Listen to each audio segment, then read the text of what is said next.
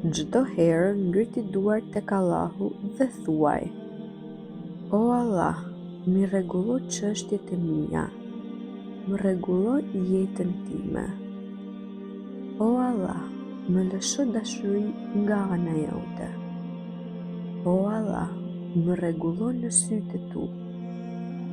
O Allah, më bëj të begat kudo që jam.